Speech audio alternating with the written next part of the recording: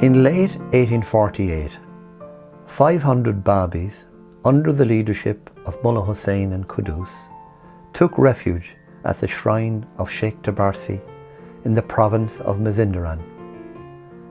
The provincial and government authorities were confident that they would soon destroy this band of civilians and stem the growth of this new religion which was trying to bring change to Persian society.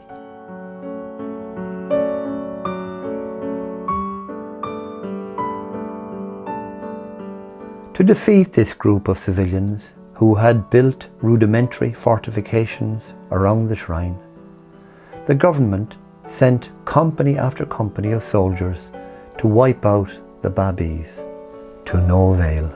By the spring of 1849, it was clear that something more was needed if the government wasn't to continue being humiliated by these few hundred Bábís.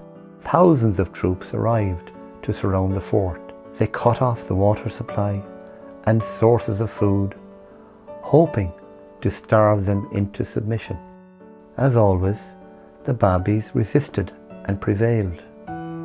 During a defensive action taken in February 1849, Mulla Husayn was shot in the chest. This valiant protector of the Bábís, and the very first person to recognize the station of the Báb, was carried, mortally injured, into the fort. Shortly afterwards he died. Quddus tenderly wrapped Mulla Husayn in one of his own shirts and buried him within the confines of the fort. By March 1849, the Bábís in the fort were surrounded by almost 12,000 troops and were being bombarded by up to 200 shells each day. By April, more than half of their number were dead, and the men, women and children who survived were severely weakened by starvation. But they still didn't surrender. Attacks, threats and punishments had failed to defeat them. So the governor, tired of being humiliated by this handful of civilians, resorted to treachery.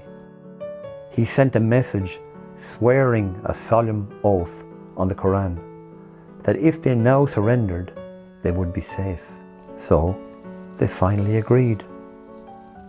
As soon as the Bábís began to emerge from the fortified shrine, they were attacked. Many were killed outright. Others were captured and tortured to death. The few who survived were sold into slavery. The governor took Quddus prisoner. In spite of himself, though, the more the governor spent with Quddus, the less keen he was to harm him.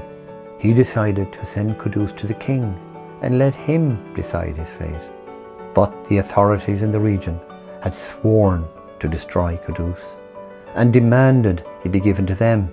Fearing for his own life, the governor fled. With terrifying savagery, Quddus was tortured and murdered by a mob in a most cruel way. And thus ended the siege of the fort of the Shrine of Shaykh Tabarsí. But it will forever be remembered as a period where a few hundred valiant, God-intoxicated souls managed to outwit, outfight and outlast the army of the Persian king.